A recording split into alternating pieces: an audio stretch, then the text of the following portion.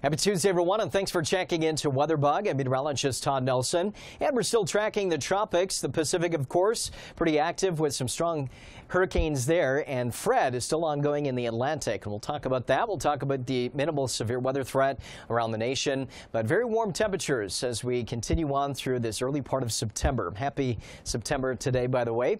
Hurricane Ignacio doesn't look quite as impressive as it did earlier this week, but you can see the Hawaiian Islands located there. The good news is that the track takes it a little farther north through the rest of the week. And Hurricane Jimena just east of Ignacio, a very strong Category 4 storm with a well-defined eye earlier this morning. And the track here too lifting a little bit farther north, thankfully away from the Hawaiian Islands, but we'll kind of just have to keep an eye on the situation at hand there as the Pacific water temperatures are very warm and very conducive for some tropical development. There's your tropical storm Fred in the Atlantic Basin on the western tip of Africa, and of course the Cape Verde Islands getting some very heavy rain yesterday, and Tropical Storm Fred will continue to lift north into some less favorable weather conditions and continues to deteriorate through the week ahead.